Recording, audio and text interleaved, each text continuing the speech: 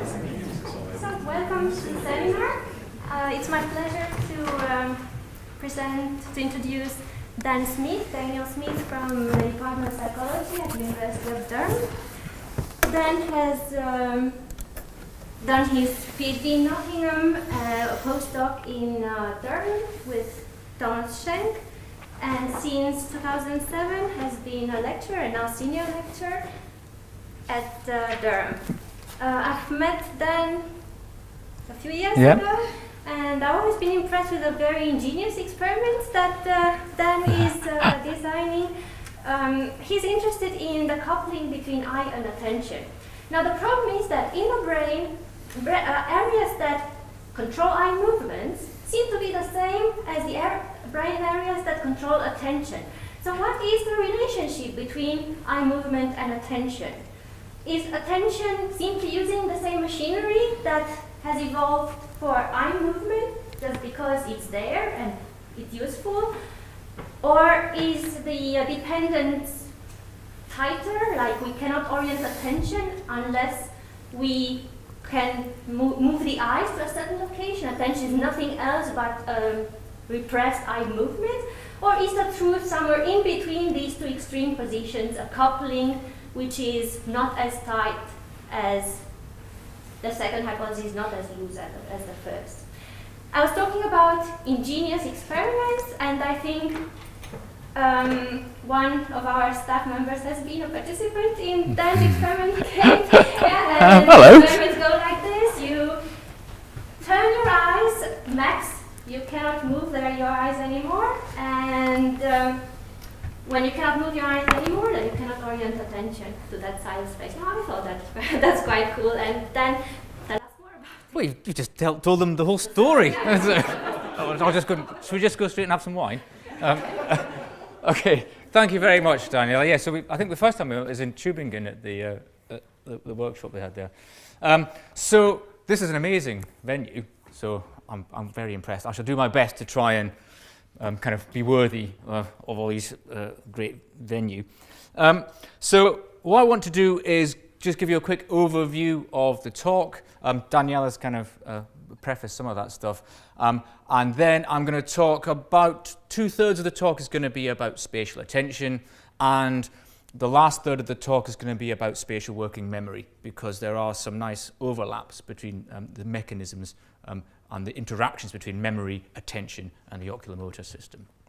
So I will briefly overview some of the research on attention and eye movements, just to give you some context of why I'm interested in these questions.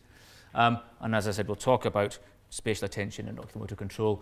And the very last thing I'll do is introduce what we've taken to calling our motor bias theory of attention, which is a way to try and understand the couplings between attention and eye movements in a way that moves on from some of the existing theories like the premotor theory of attention. So we're going to try and update that type of theory and try and make some predictions. So I guess most of you are reasonably familiar with these concepts, but it's always worth just going over them at the very start. What I'm talking about when I talk about spatial attention is this idea that we can enhance the processing of a particular location in space. Okay, so I'm interested, if you like, in this kind of early selection of sensory information. And spatial attention is typically achieved by looking at stuff, right? We enhance perception of locations of space by foveating them, right? So that's what we would call an overt shift of attention. What's more interesting to me is the covert shift of attention. So this is where we attend to a location in space without looking at it.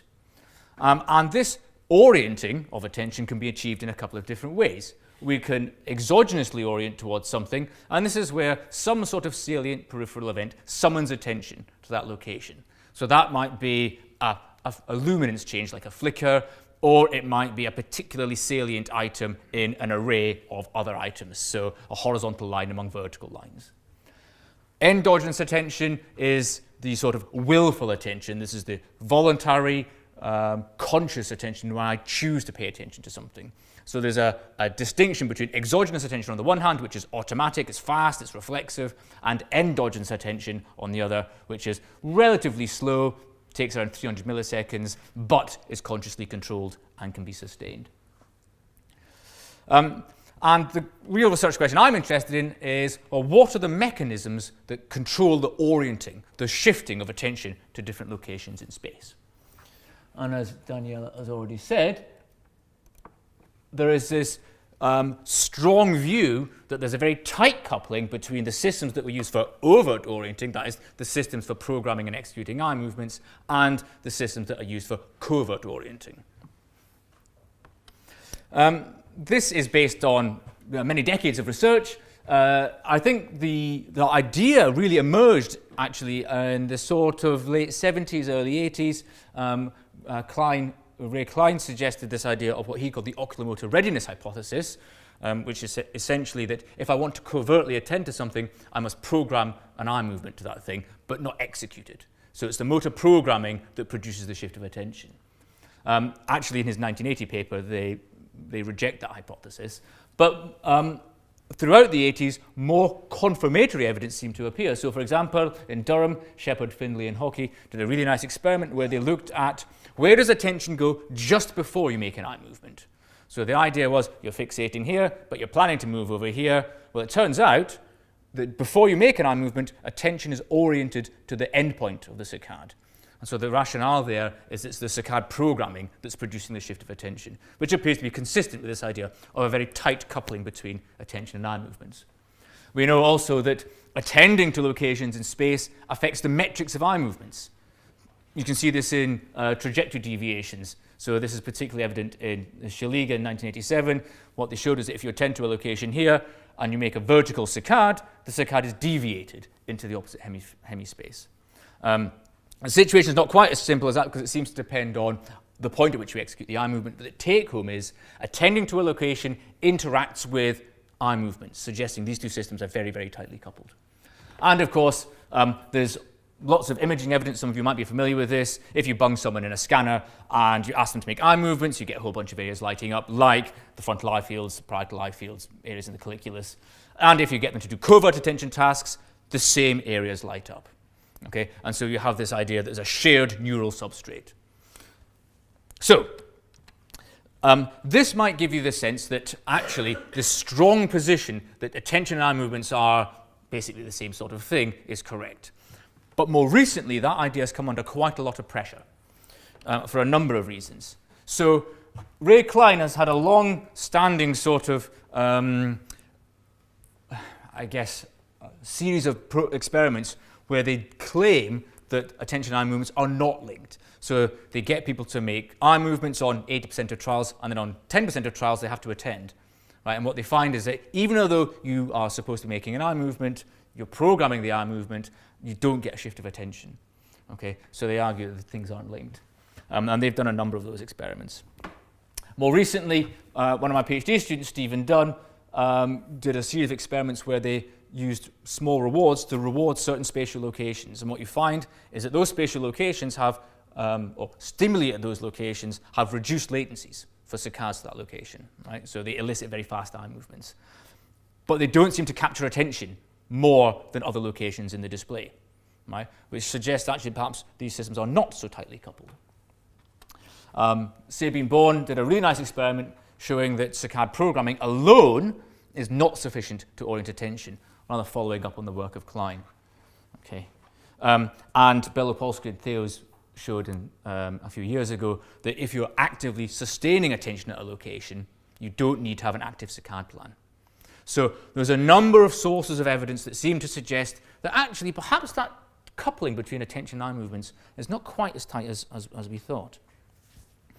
And so given this controversy, there are a number of different theoretical models to try and explain this coupling between attention and eye movements.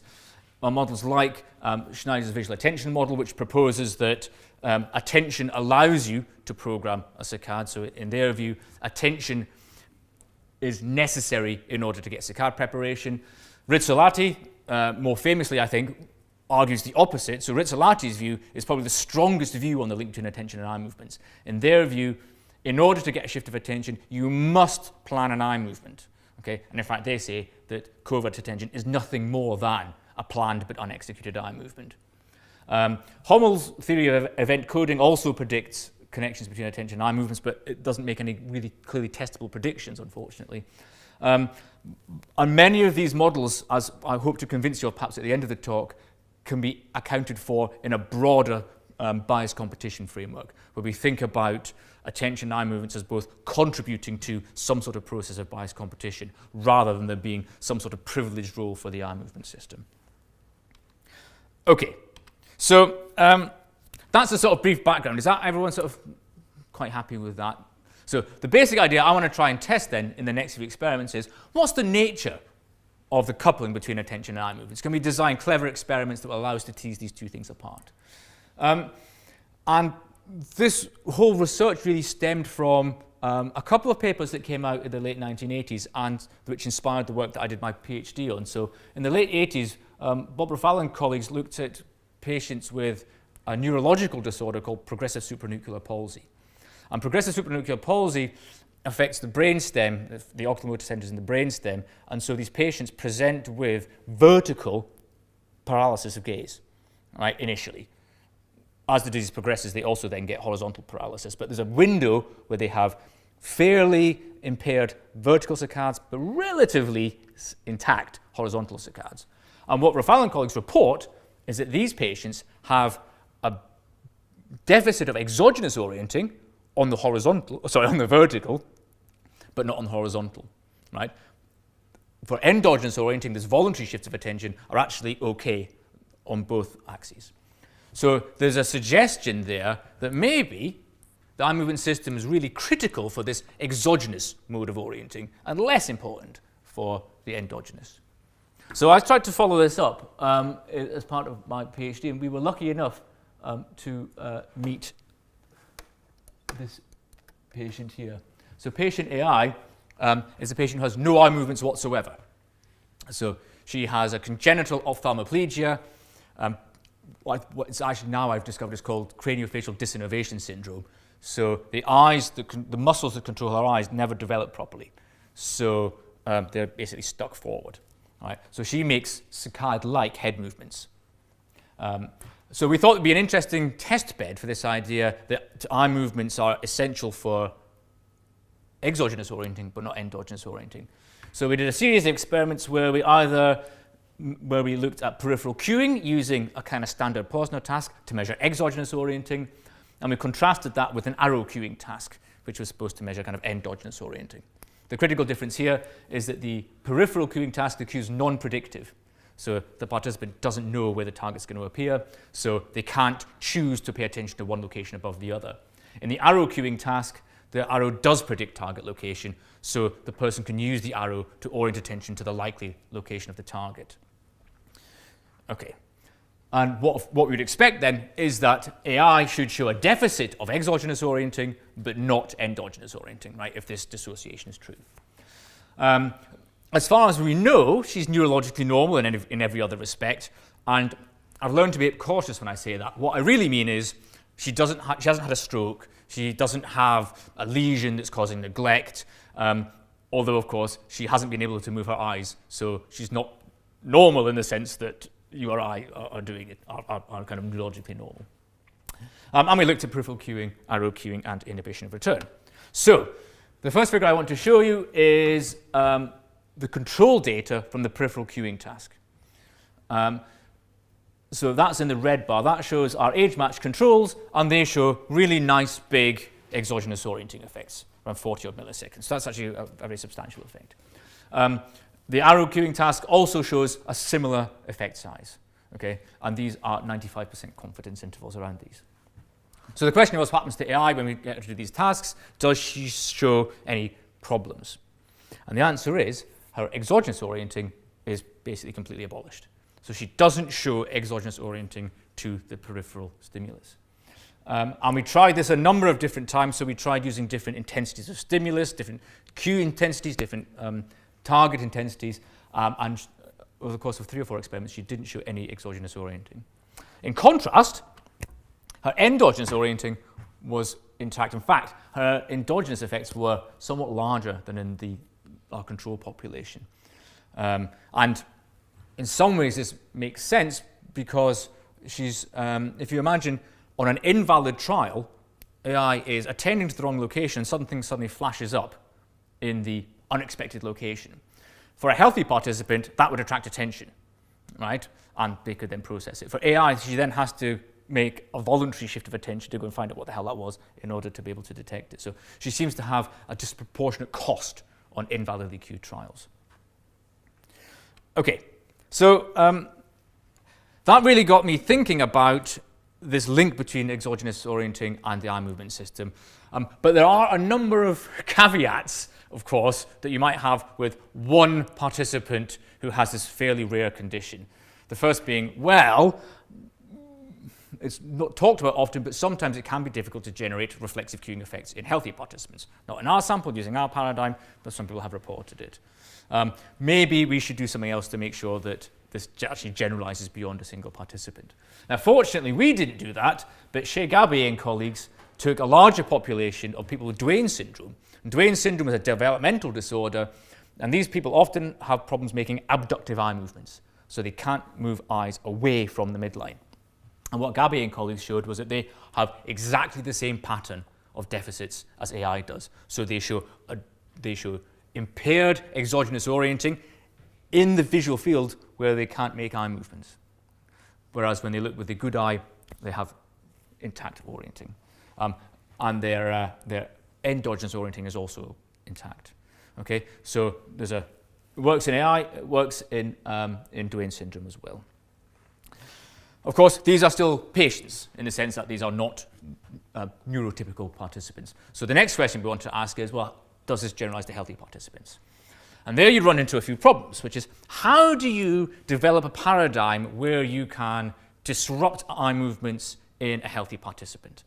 You can't use TMS, right? Because we know that the centers that control eye movements also code spatial attention, but they do so using different neuronal populations. So Juan showed this a few years ago. So the systems that control eye movements and the systems that control attention are overlapping in the same brain areas. So zapping that area doesn't tell you much. So you need to think of a clever behavioural experiment, which fortunately for us, Craig Aero had already done.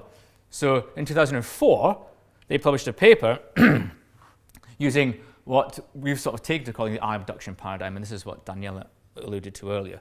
Basically, it's very simple. I'm going to take my glasses off, don't know why. I'm going to pick someone. So what you get your participant to do is look out the corner of their eye, right, like this. And if they look at the corner of their eye, they can still see stuff over here, right? But they can't make a saccade here. So this very simple manipulation allows you to decouple visual perception from saccade preparation, right? So it's a nice test bed for looking at the coupling or the relationship between these two systems. So to kind of visualize those predictions a bit more, you obviously patch one eye. In the kind of control condition where you're looking straight ahead, you have a temporal hemispace and a nasal hemispace, but you expect to see normal effects in both of those, right? Because you haven't done anything funky to the eye movement system. When you abduct the eye, what you expect to see is some sort of deficit in the temporal hemispace, right? So if there's a tight coupling between attention and eye movements, you'd expect to see a problem of orienting attention into the temporal hemispace in the abducted condition. Yeah, everyone with me with that one? Okay. And this is what our experimental setup actually looked like. This is an extremely sophisticated piece of equipment, which actually is appropriate here because it's a golf laser putter device, which we strap to someone's head. And that's to make sure that if you try it yourself, looking at the corner of your eye at 40 degrees is not all that comfortable. And so there's a tendency people want to move so that the head is back in the canonical position. So we use that to say, stop it, and move back to your normal position. Because it's just basically a laser pointer against the wall. It's effective. Okay, so the first time we tried this, we looked at non-predictive peripheral cues and compared them. So we used two different latencies, a short and a long one, so that actually bought us inhibition of return as well. And we compared that to symbolic cueing. So here we used a number cue. And that was because using arrow cues isn't a brilliant way to look at exogenous orienting on its own, because arrow cues have some sort of reflexive component to them, right? So we wanted to get away from that. So in this context, 1 means left, 2 means right, and 3 means it could appear at either location. So the key prediction then is that in the exogenous orienting experiments, we should see some sort of deficit in the temporal hemispace when the eye is abducted, right? But in the endogenous orienting condition, we should see intact performance in both hemifields, yeah? This is what we see for the peripheral cueing. So in the, and I'll just orient you here, this shows reaction time in milliseconds on the y-axis. On the x-axis, we have the hemifield of where the target appears, either temporal or nasal, and the validity is whether the target appeared at the cued location, which is valid, opposite the cued location, which is invalid, or neutral, that's when there was a central cue. And what you see here is we get these nice cueing effects, both in the temporal and the nasal hemifield. So we didn't actually see a nasotemporal asymmetry in cueing effects. We thought we might do because there was some evidence that they differ, but we didn't see anything in these experiments. The critical question is what happens when the eye is abducted, right? And the answer is, very pleasingly, what you see is that the cueing effect is again completely abolished. And it's abolished because the valid trial is all in, basically the action is all in the valid trials. Right? You lose the facilitation on valid trials. Okay, so entirely consistent with the results we saw in AI that Shea Gabe saw in his Duane's patients and Rafal showed in the PSP patients. And there's a three-way interaction there for those that are interested in such things. I haven't talked about inhibition of return much, but we also looked at inhibition of return, and I was really confident we would find an effect in inhibition of return because, you know, the idea is that inhibition of return is all about the oculomotor system. We didn't. So we didn't find any effects on inhibition of return, which is kind of surprising. And again, I'm not quite sure why that is. The kind of explanation we give for this is that there are two modes of inhibition of return, a kind of perceptual mode and an oculomotor mode, and that perhaps in our experiment we've engaged the perceptual rather than the oculomotor mode. I don't know if you buy that or not, but that's how I explained it. Okay, but the critical test then is, if we're interested in this dissociation, that exogenous is linked to eye movements but endogenous is not, is what happens in the symbolic cueing task. So I'm sorry, this is a slightly different setup, so I'll just talk you through it again. We've got reaction time on the y-axis still. Now nasal is on the right, is on the left, and temporal is on the right, just to make things confusing. But the important point here is in the frontal position, so the kind of control condition, we get nice big cueing effects, right? That's also true in the nasal hemifield in the abducted condition and in the temporal hemifield in the abducted condition. So there really does seem to be a dissociation based on this eye abduction technique. So, what we conclude from this then is that exogenous orienting is tightly coupled to the oculomotor system, but that endogenous attention is largely independent of the oculomotor system. I should say at this point that Craigero's original finding was that they found a deficit of what they called endogenous orienting using the eye abduction, but they're the only people who have ever reported it. So in all the other studies that have either used this manipulation or some other way of limiting eye movements, the deficit is always in the exogenous component, not in the endogenous. And I suspect it's because of their use of arrow cues. They also have some pretty shifty, so if you look at the paper, they don't get an interaction, a two-way interaction. So there's something slightly unusual about the statistics. Okay, so the question is, do effects of effective oculomotor range, so, sorry, there's a bit of jargon time here. So what we can think about this then is that exogenous orienting is limited to the effective oculomotor range. So that's the range of eye movements that are currently possible given the state of the body. That's what one way of interpreting these data. So for AI, she has no eye movements possible. For our eye abducted participants, they could make eye movements in one direction and they could attend in one direction. They couldn't make eye movements in another direction, and so they were limited in their ability to attend in that direction. But all of these tech experiments have used cueing tasks. Right? And as I say, there is some evidence or there's some ambiguity in the cueing tasks. So the question is, can we generalize to other types of tasks? And that's an important consideration. So we tried this using feature search tasks. So the rationale here is that a pop-out search task like this is very efficient, it's very fast, probably engages similar sorts of mechanisms as a peripheral cueing task. So participants, we did 3 versions of the task. In the first version, they had to look for the oddball they didn't know what it was. So it could either be a horizontal among vertical or a vertical among horizontal. In experiment 2, they knew what the target was, so it was always the same. And in experiment 3, we made the task slightly more difficult by making the distractor array more heterogeneous. So it was composed of these oblique bars. And again, the key prediction here is that, so this is now only looking at, if you like, the exogenous component of orienting. What we'd expect to see is some sort of problem when the target appears in the temporal hemispace, right? If there's a genuinely, if limiting the range of eye movements produces or impairs exogenous orienting. So this shows reaction time now on the y-axis. Eye position is now on the x-axis. So in the canonical, the frontal position is on your left, and as you can see, there's no difference between the nasal and temporal hemifields here. Right? So again, no nasotemporal asymmetry. In the abducted condition, what we see is a significant increase in search times. Okay? So there's a significant cost of pop-out when the eye is abducted. That's the direction of the effects is also evident in the accuracy data, so people tend to miss more of the targets when they appear in the temporal hemifield in the abducted condition. That doesn't quite reach statistical significance. That was true for both of the kind of easy versions of the task, so tasks 1 and 2. We then changed the task to make it slightly more difficult, and here what we found was a slightly different pattern of data. I'm now showing accuracy on the y-axis. So this is where the distractors are now more heterogeneous. So this is a more difficult search task. And what we find is that the effect is now on the accuracy. Right? So now people start missing targets in the temporal hemispace. So you're getting a sort of, I guess, kind of neglect for some of the targets at the locations that can't be accessed by eye movements.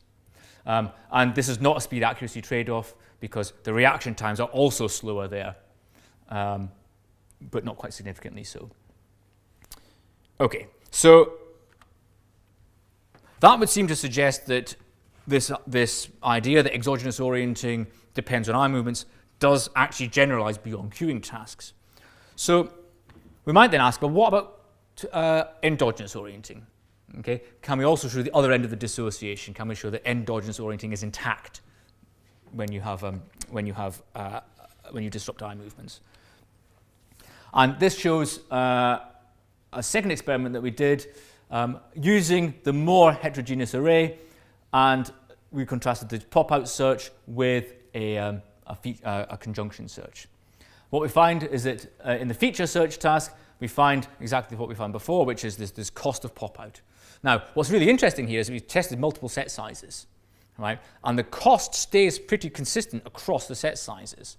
So it's not that moving or putting stuff in the temporal hemispace moves the search from a parallel search into a serial search. It just seems to impose a kind of fixed cost on pop-out. So it's sort of an interesting... essentially, it doesn't stop the thing popping out. It just takes longer for it to pop out. However, when we look at the conjunction search, there's no effect of presenting stuff in the temporal hemispace. So we see again, our search data produce the same pattern of results as the cueing data. We have this deficit for reflexive, exogenous type processes, and no problem when you're doing a more endogenous type task. Okay, so I've sort of said all these things already, but search tasks confirm the cueing in the patient studies. Exogenous attention interacts with the state of the motor system, so your ability to make an eye movement, whereas endogenous attention seems largely independent of the state of the motor system. However, one might suggest that this is a clever experiment and a nice idea, but it's very artificial. I mean, this is not how we view stimuli in the real world. So how much of this is just an artifact of this very odd and unusual lab-based situation? You might draw a more I guess, precise critique, which is that doing this also involves trunk rotation relative to the space where all your stimuli appear. And we know that at least in people with neglect, rotation of the trunk changes the distribution of spatial attention. Right? So how do we know that these effects are absolutely nothing to do with the eye movement system and everything to do with the position of the trunk? Okay, so we need to discount that. Another possibility is that putting the eye in this very extreme position also produces some very odd oculoproprioceptive signals.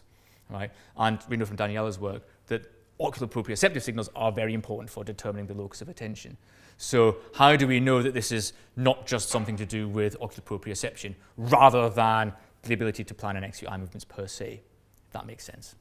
So we can actually do a very simple experiment by presenting things in the far periphery, right? Because the range of eye movements that are available in the head is, so physically you can move your eye to about 65 degrees, all right?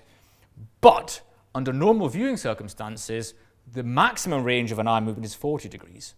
So for things that are presented beyond 40 degrees, people make combined eye and head movements. Right? So there's a neurally imposed effective oculomotor range, which limits the range of saccadic eye movements. Right? And in fact, this range varies from about 25 to 40. So one way we could try and get at this idea is to just present stuff very far in the periphery. So present stuff outside this effective oculomotor range. And if there really is a coupling between the places that you can make a saccade to, or perhaps I should say it, if exogenous orienting really does depend on the ability to make an eye movement to that thing, a saccadic eye movement, which is the prediction of the premotor theory, then things that are visible but beyond the range of eye movements shouldn't attract attention, right? So, and then we can do this without any of the confounds about trunk rotation or eye proprioception or anything like this. So we just finished doing what is a fairly straightforward set of experiments. I'm just going to show you one here, where we present stimuli either just within or just beyond the range of eye movements.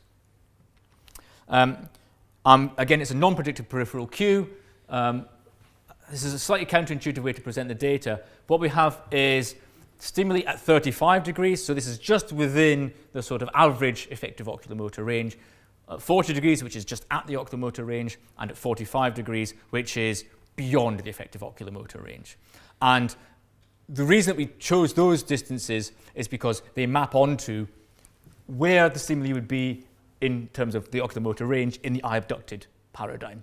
So they were presented, so the eye was abducted by 40 degrees, and we presented stimuli 5 degrees into the temporal hemispace and 5 degrees into the nasal hemispace. So that it gives us some consistency. Anyway, so we have reaction time on the y-axis again, and here we have the position of the stimuli, 35 degrees, 40 degrees, or 45 degrees. At 35 degrees, you get a nice cueing effect. So the darkest bars are valid trials, the lightest bars are invalid trials, and the grey, the kind of intermediate bars are the kind of neutral trials. And so we see this very typical pattern, which valid is faster than invalid, which is slower than neutral. Right, so it's a typical cueing effect. These effects are much reduced at 40 degrees, right? In fact, they're not significantly there, in fact, and almost reverse at 45 degrees. So what we seem to have here is a situation where once we've accounted for the various confounds of trunk position, we still get a perceptual or an attentional deficit for exogenous orienting very far in the periphery. Again, consistent with the idea, this is something that's really about the ability to plan and execute an eye movement rather than any of the other factors we've talked about. Okay, so I should just put a note in here, of course. What we're now doing is doing this perhaps a bit more rigorously in the sense that there is quite a lot of individual differences in the effective oculomotor range. So what we're now doing is actually measuring in the effective oculomotor range person by person, and then putting the stimuli at the just inside or just beyond the individual's effective oculomotor range. And hopefully we should get some nice replications. And we're also going to look at arrow cues and number cues and all those various other things. Okay, so basically the take home from this first, I guess, part of the talk, I mean, have I got another sort of 10 minutes or so? I'm not sure what time I'm supposed to finish yet. So the take-home is basically exogenous orienting. Yes, it's tied to the effective oculomotor range. So the premotor theory is true for exogenous orienting, but not for endogenous orienting. And that's actually kind of a big problem because the premotor theory is a theory of endogenous orienting. Right? And yet what we see here is that there's no evidence, certainly in our data, that interfering with the ability to plan and execute eye movements has any impact whatsoever on the ability to attend to those locations. So that's quite a strong conclusion, and I'm quite happy to discuss other interpretations and see what other people have to think. But before we do that, I just wanted to briefly touch on some of the stuff on spatial working memory, just because this kind of paradigm, this abduction paradigm, seems too good just to use on spatial attention. Because it turns out that in the spatial working memory literature, there is also an oculomotor theory of spatial memory. So the idea here is that when you're trying to remember sequences of spatial locations, you rehearse them by covertly rehearsing the eye movements you would need to make to fixate those different locations. And the idea is that gives you the ability to somehow retain both the location and the sequence. So this is an idea that Badley came up with, I guess, in the 1980s. There's some really nice evidence for this. So Pearson and Sarai in 2003 showed that if you present someone with the Corsi blocks task, right, so this is a sort of classical measure of spatial working memory, but then get them to make a bunch of eye movements in the retention interval, the performance absolutely collapses. Right? So it goes from about 4.5 items to something like 1.5 to 2 items. So it really, really impairs performance. Other tasks also impair performance, but making eye movements is really, really disruptive. So we thought, well, let's take this same rationale and apply this to spatial working memory. So what happens if we ask someone to remember a sequence of spatial locations that are presented at locations that they can't encode as eye movements, right, because they're outside the effective oculomotor range? Do we see a deficit? And again, we did this in using a number of different tasks. So we looked at visual patterns. So in this task, they're just shown this matrix that they have to remember. And the idea is this visual memory doesn't require eye movements to the same degree as the spatial memory does. We have the Corsi blocks task, where they have to remember a sequence of spatial locations. We used what's called the arrow span task, and I don't know if people are familiar with this. This is something introduced by Shai Miyake, and the idea is you have this arrow cue which points to different locations. So rather than having a luminance transient that tells you which locations you're supposed to remember, you have an arrow which tells you, okay, attend to this one, remember this location, this location, this location. And then we did a size discrimination task as well. And the setup's just the same. So we did 3 runs to establish the memory span. So when they got 2 out of 3 correct, they moved on, and the sequence got 1 bit longer. Does that make sense to people? Yeah. Okay, good. And they do it in the frontal position and in the abductor position, nasal versus temporal. So it's quite a long experiment. Much longer than I actually thought. I thought it was going to be dead easy and just take like 15 minutes, and it ended up taking about an hour and a half. But luckily, I had a postdoc do it, so what do I care? Anyway, these are the data. So this shows the memory span starting at 3, and on the x-axis are the different tasks. So you can see, of course, the different tasks have widely different memory spans. People were very good at doing the visual patterns task. What we have are presentation in the temporal hemispace in white and presentation in the nasal hemispace in grey, and the frontal is on the left-hand side and the abductor position is in the right panel. So what you see here basically is that it didn't make a difference for arrow span task, visual patterns task, or size estimation task. The location of the stimuli didn't affect the memory span. However, when we did the Corsi blocks task, what we found was that memory spans in the temporal hemispace were significantly impaired. So they weren't totally destroyed, right? So it wasn't like people couldn't remember any items, but on average, they were able to remember about half an item less. Right? So there was a significant cost associated with presenting stuff at locations that couldn't be reached with an eye movement. We then did a second series of experiments where we actually looked at what stage of processing this was affecting. Because If you think about what's going on, particularly in the Corsi blocks task, you've got a bunch of visual transients. All right? We know from our work on attention that people struggle to attend to things that flash up if they appear in the temporal hemispace.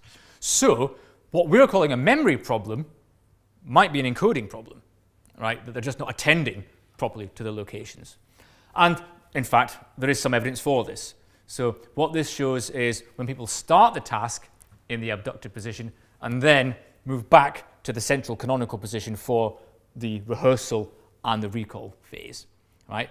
So what we see here is that if you're encoding it in the abducted position but rehearsing and remembering in the frontal position, you still get the cost. But not, and again, it's specific to the Corsi blocks task. We replicate this difference between Corsi and visual patterns. We did a second version of the task where they encode, and this is almost like the critical version for if this is supposed to be something about memory. So they encode it in the frontal position, and then they move to the abducted position for the rehearsal. And this seems to be sufficient to interfere with recall. Note here, when they made a smaller kind of movement, 20 degrees, they also had an impairment. This is an interesting one. So the star shows that it's P less, basically this survived, this is after Bonferroni corrections. The zero is where the p-value didn't survive the Bonferroni correction. So, be a bit careful about interpreting that. But what's really interesting is that when they encoded and rehearsed in the frontal position and only moved into the abducted position for retrieval, there was no effect. Okay, so the role of the eye movement system in spatial working memory seems to be restricted to encoding and rehearsal and not the retrieval phase. And that's kind of interesting because there's a whole other literature about spatial memory which suggests that, or that argues that you recall information, you can basically when you're recalling information, reinstantiate the eye movements that you made when you acquired the information. Our data suggests that you might do that, but it might actually be epiphenomenal in terms of actually producing good recall. Okay, so what do we conclude from this? I think our cautious conclusion is really that the oculomotor system is needed for optimal spatial working memory performance. So I don't think we can say that it's the essential system for spatial working memory because people could still do the task even when they couldn't make saccadic eye movements, right? So, but their performance was significantly impaired. It seems important for encoding and rehearsal, but not so important for recall. And oh yeah, I wrote this as on the way up. I've been working with PSP, so I've just spent a lot of time trying to find some progressive supranuclear patients, progressive supranuclear palsy patients.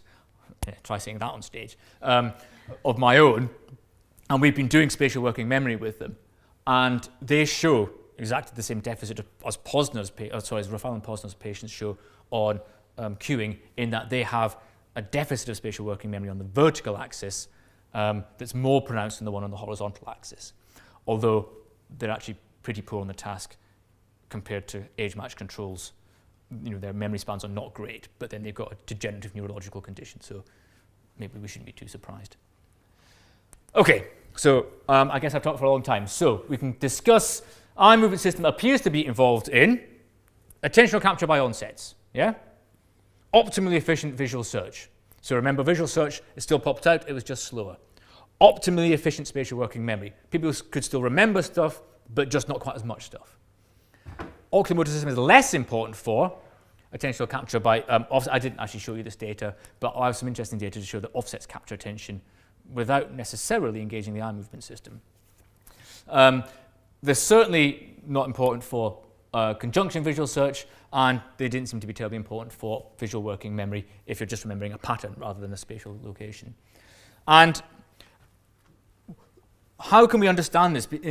So the challenge then, I guess, is the premotor theory and the existing theories of kind of attention eye movements links are quite extreme in the sense that they say either the two things are really tightly coupled and essentially the same thing, or they're totally dissociated. And what we have in our data is something sort of in between, that they are very important for exogenous orienting in the classic Posner paradigm, and they're pretty important for feature, or shall we say exogenous orienting and feature searches, but you can still do it even if you're not able to plan eye movements. So we've been trying to develop what we call a kind of motor bias theory of attention, which is a sort of a more nuanced version of a premotor style account. And the idea is it's kind of based on this idea of bias competition. So are people familiar with the idea of bias competition? Most people probably are. I'll just quickly run through it. Very simply, the idea is that attention is the output of competition between different sensory representations. So you have a bunch of information coming into the visual system, and it's of different intensities, and it all competes, right? And it competes in a winner-takes-all fashion, so that the winning representation becomes the representation that's processed, i.e. that gets attended. But this competition can be biased by our goals and our desires. So if I'm interested in red things, red incoming information is prioritized in some way. And so it's more likely to win this bias competition, although not guaranteed. So bias competition is probabilistic. Now, in the sort of classical presentation of bias competition, the idea is that this competition is integrated across sensory systems, right? So the sensory system agrees on which signal it's going to attend, so visual, auditory, and tactile attention can all pick up the same information. What we're proposing is that you can extend this idea to motor control. And this is actually implicit in many models of eye movements. This is the idea that what the eye movement system does is influence processing in the visual system. So when you're planning an eye movement, it biases processing in the visual system towards the endpoint of the eye movement. But that's not the same as having a mandatory shift of attention to that thing. So the premotor theory says it's the planning of the eye movement that causes the shift of attention. We don't think that's true. I think what's actually happening is when you plan an eye movement, you signal to the system, right, that's a really important location. And so the visual system is biased towards that location. So what will happen then is that the motor system will become very influential when the bias from the task context is weak. So if you don't have any expectations about the target, where it's going to appear or what it's going to be, those top-down influences on bias competition are relatively weak, so which affords the motor system more opportunity to influence that processing. It'll also be influential when you're close to actually executing an eye movement, right? Or actually any movement, because here it's now really important that you know what's going on at the endpoint of the location, so you have a strong bias. And it's going to be influential when there's agreement between effector systems, so when you're looking and pointing at the same location, for example. The motor system, however, will be less influential when the bias from task context is strong, i.e. you know where the target's going to appear, as is the case in an endogenous attention task. Right? There, because you can prioritize the location in a top-down manner, actually the motor system is relatively unimportant. When no movement at all is going to be executed, so if you're not planning to do an eye movement, or there's no, the motor system is kind of quiescent, then the motor system is going to be less influential. But also, if motor signals are weak or noisy, so if you have unreliable signals from the motor system, as happens in disorders like progressive supranuclear palsy, but also Parkinson's disease. And these ideas are kind of hypothetical at the minute, but with Thomas Schenk and Stefan van der Stichel, we're currently testing these ideas, which we call proximity and congruence, and what was the other one? I can't remember. But various different ideas. We're testing them to see to what extent they do actually capture the factors that influence the role of the motor system in covert orienting. Okay, so that's it. I hope you've found that interesting, and I hope I haven't spoken too quickly. And it just remains me to thank people who've kind of helped me and kind of mentored me, and in more recent times assisted with the research. So on the attention stuff, of course, my supervisors when I was doing my PhD, which is Steve Jackson and Chris Rawdon, Thomas Schenk, who was my mentor when I was doing a postdoc, my students Stephen Dunn and Emma Morgan, Suzy Casto, who's doing the new peripheral extreme stuff, and Kira, who was a postdoc on the working memory stuff, Dave Pearson, and Stefan for the motor bias theory stuff. So I've thanked everyone. Thank you very much.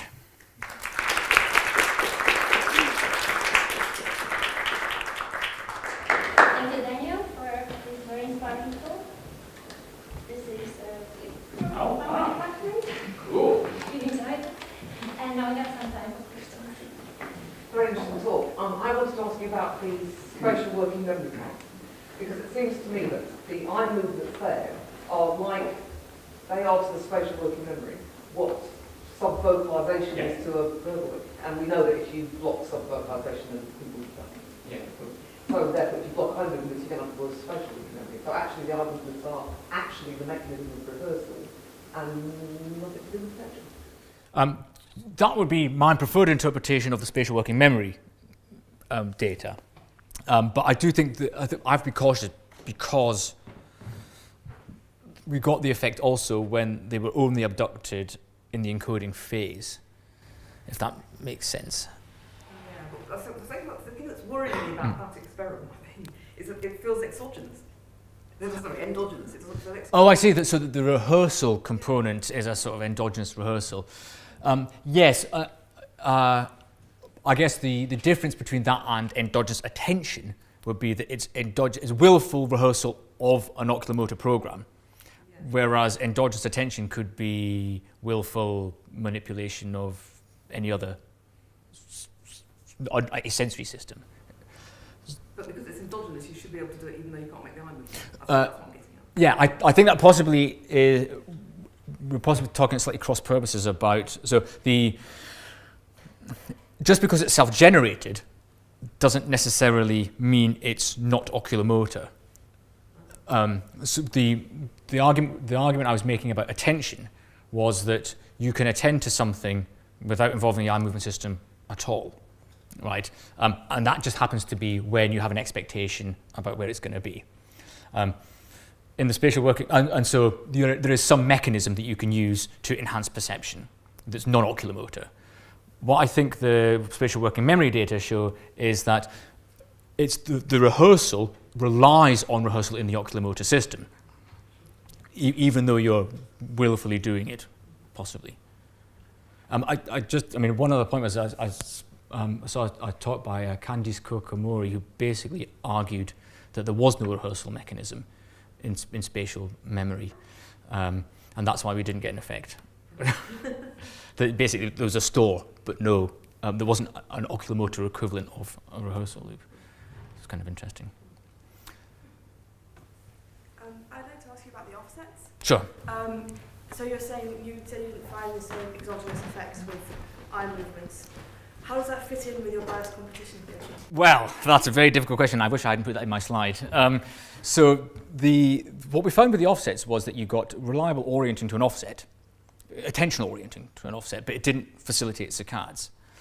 And that was really surprising to me until I actually thought about what an offset actually is. So if you think about, if you fixate on something and you remove a piece of visual information, then you're actually taking something out of your saccade map. So maybe I shouldn't have been surprised that that then it doesn't affect the eye movement.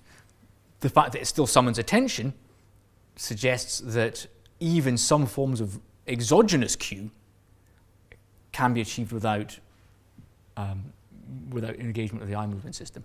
However, I would like to be very cautious on that one because, of course, that's kind of work in progress at the moment. I have a question. Actually, I have two. One of them is how is the accuracy in the extreme periphery? So you show visual stimuli at 45 degrees, and I would imagine that accuracy is quite low. And we know that attention, so how strong attention effects are depends on the baseline accuracy. So could it be that you are already deploying all possible resources to get that visual perception, and it's just not possible to deploy more? It's a good question. So I guess they're doing a detection task and they're pretty good at it. So I can't remember the exact details, but I think they're about 95% correct. I'd have to go and check the hit rates. Yeah, so that would answer my question. That's a good. So they are That fine. Yeah, we didn't get a big increase in misses. I don't know the precise details. So it surprises me in a way that these like just preventing an eye from moving in the periphery with not doing anything to stop the eye movement progression in the brain is so disruptive, because actually we know that, for example, in locked-in syndrome, or actually you can sit and imagine in a scanner, you can imagine moving your arm, and the arm movement area lights up. So therefore, why wouldn't the brain be recruited even in these patients whose eyes? Yeah, I think in some senses it's kind of surprising that messing around with the system has such a big effect, but the effects are not, in some sense the effects are not enormous, particularly in the visual search data. So what we saw was that it slowed down the pop out, but it didn't transform it from pop out into a serial task. So I think perhaps if you think about it like that, so it was about a 60 millisecond cost in around a 500 millisecond reaction time. So it's about 10% slowing. So if you think about it like that, perhaps it's not such a surprising effect that interfering with an effector system that might exert a bias on attention, once you take that system out, you prolong reaction time by about 10%, let's say. Something that might also be possible, of course, I didn't mention, is that we only tested one SOA for the exogenous queuing task. We tested at 150 milliseconds, I think. Right, now given that we then found from our other data that the shift was delayed, but not abolished, it might well be that if we tested at 200 or 250 milliseconds, that we actually see the queuing effect, perhaps. And again, it might just be where we decide to probe that was important. Sorry, it's not my field, but you talk about the willful sluggish system and the automated one that gets to simple features. I remember experiments by Lizzie Baxmont, who used to be here, went to work in London. And effectively, I think she was finding that if you overtrain a complex task, it becomes automated. And effectively moves out of the parietal cortex into something like the temporal cortex. But the whole of what you've been talking about is an effect on one of these systems. Yeah. And in that circumstance, the automaticity you could train up in parts of the visual. I'm wondering whether that offers an opportunity for differentiating more, or your predictions, would you just lose the automaticity and you get back your effects? It's a really good question, and there's something we struggle with a little bit, because arrows implied that you've always got a cost function. It just gets a bit flatter when it gets more automated, but paradoxically, on the efficient one, that's where you're seeing the problems. Yeah. And you're going back to the sluggish one and not seeing anything. Yeah. So I think that's I guess. One thing that you can tell me if you think this speaks to this or not. We tried doing the same thing for gaze cues, right? And the idea was that gaze cues are these highly overlearned stimuli that are, have these kind of strange semi-reflexive, semi-kind of endogenous type components, and we didn't see an effect on gaze cues. When we used non-predictive arrow cues, we got something that looked a bit like the peripheral cueing data. I haven't shown that in the talk. So that's partly why we stopped using arrow cues, was because they didn't seem a very clean measure. But you're absolutely right that when you use these highly overlearned stimuli, that also seems to. The way we interpreted that was that when you use a gaze cue, you've got some sort of very, very fast endogenous shift of attention, so it doesn't engage the same mechanisms as the peripheral flash. It's a bit more difficult to explain why sometimes we see the effects with arrow cues and sometimes not. I'm going to ask a question. So in my lab, we think that the coupling between attention and oculomotor system goes because we need to map retinotopic representations onto spatial topic maps of the real world. So we have to put together retinal snapshots, and that needs eye position coming from the oculomotor system, oculosensory system. And could it be that you are not seeing effects in the exogenous attention? The stimulus is that attracts attention to a certain location, because you are simply encoding that location wrong.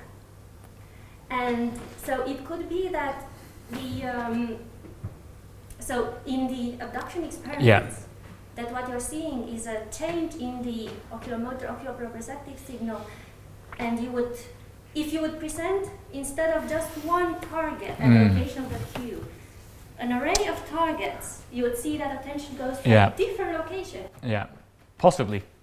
Has anyone done it? Do you think it's worth doing? So I think it's worth doing, and we're doing something along those lines, but not exactly, but for different reasons. But so the idea is that so we have them fixating at a location, then the stimuli appear in the far periphery, and then we map at various different locations. But it does make me think that if this was a global effect, if you like, of the proprioceptive signal, wouldn't you also expect a problem in the nasal hemispace as well? There's no reason to think it should only affect the temporal hemispace, because the whole eye has been kind of distorted. The signal about where that eye is different, so you'd expect that the nasal hemispace would also have a similar mapping problem. I see, yes, that's right. So maybe that's, I think that would answer it, because then you're seeing it just in one area of space. Are the experiments done in darkness? Could you say that? So they're done in a dark room, but people can still see, the dark adaptive course, and there's still sources of light, like the computer monitor that's running the experiment and things. So it's not absolute darkness. Thank you. Any other questions? If not, thank you very much. Thank you, Dan. And Thank you. We have one return.